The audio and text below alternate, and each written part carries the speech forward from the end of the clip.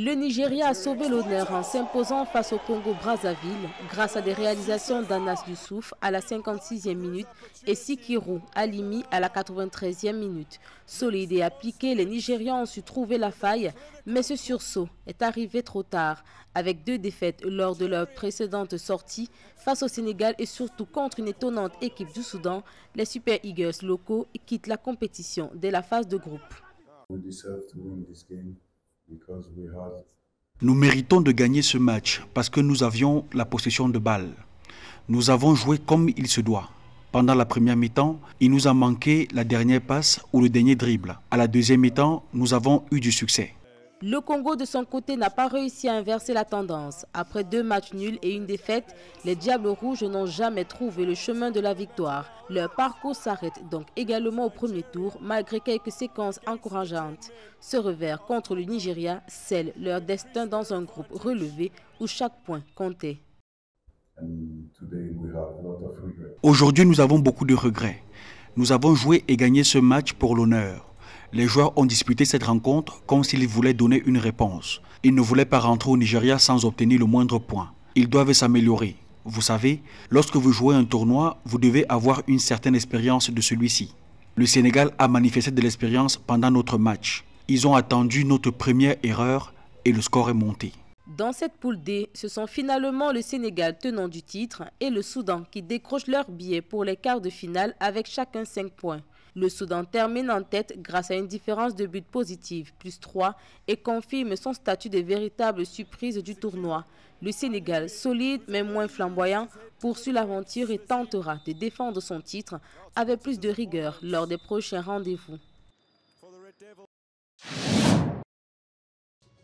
Sans forcer, les Lions locaux du Sénégal ont décroché un match nul 0-0 face au Soudan à Zanzibar le 19 août 2025. Ce résultat suffit pour leur assurer une place en quart de finale du CHAN 2025 en terminant deuxième du groupe D. Les tenants du titre poursuivent ainsi leur parcours vers le deuxième tour de la compétition. J'ai saisi le prétexte de votre question pour remercier les garçons qui ont fait pour moi, à mon humble avis, un match très correct, un match tactique et surtout un match physique.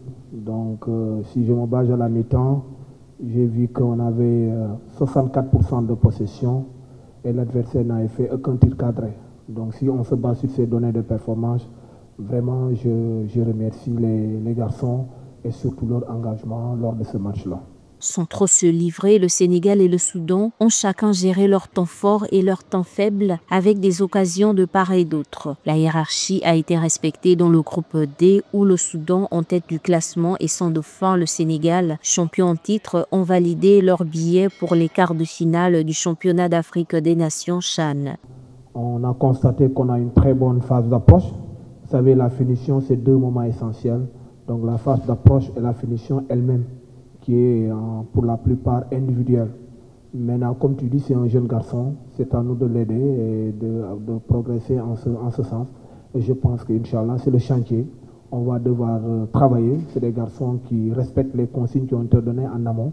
Probablement, il faudra que personnellement, qu'on nous revoyons encore peut-être les consignes qu'on va donner sur la phase d'approche et surtout sur la phase de finition.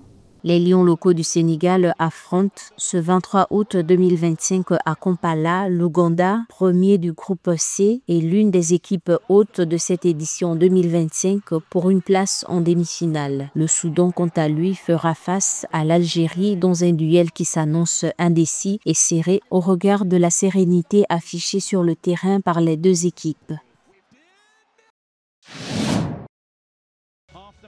Les crocodiles du Nil du Soudan, tombeurs des Super Eagles du Nigeria, font partie des équipes susceptibles de créer la surprise lors du championnat d'Afrique des Nations de football 2025, CHAN. Pour leur 3e participation à cette compétition, les joueurs ne lésinent pas sur les stratégies offensives et les tactiques bien calibrées.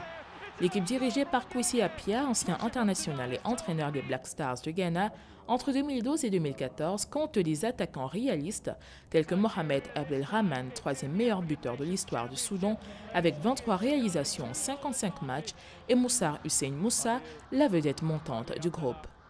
I think every coach is working on how best Je pense que chaque entraîneur travaille sur la meilleure façon d'utiliser ses meilleurs éléments pour marquer des buts sur le terrain. Donc, c'est quelque chose sur lequel nous travaillons. Ce n'est pas facile, mais vous savez, quand c'est un club, c'est plus simple.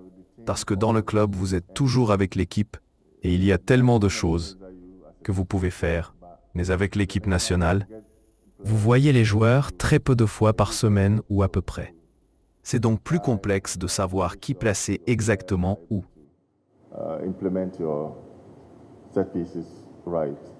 Le CHAN 2025 marque la 3e participation du Soudan à ce tournoi continental après 2011 en tant que pays hôte. Les Faucons de Gédiane avaient alors remporté la 2e place. La seconde participation date de 2022 en Algérie. Dans l'édition en cours, co-organisée par le Kenya, l'Ouganda et la Tanzanie, l'équipe soudanaise des joueurs locaux s'est largement imposée face au Nigeria par 4-0 en match de la 2e journée du groupe D du CHAN le 12 août 2025 à Zanzibar.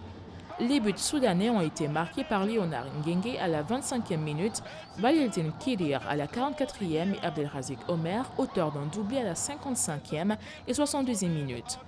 La dernière journée opposera le Soudan au Sénégal, champion en titre dans un duel décisif pour la qualification directe en quart de finale. Le Sénégal, comme je l'ai dit plus tôt, est le tenant du titre et personne ne peut le sous-estimer. Donc ce ne sera pas une partie de plaisir. Nous devrons vraiment nous assurer de jouer au mieux jusqu'à la fin du match. Le Soudan s'empare provisoirement de la tête du groupe D devant le Sénégal grâce à une différence de but de +3. Le Congo occupe la 3e place avec 2 points, tandis que le Nigeria fait la queue avec 1 point. Alors que la phase de groupe touche à sa fin, le Soudan n'a besoin que d'un seul nul face au Sénégal pour assurer sa qualification au second tour.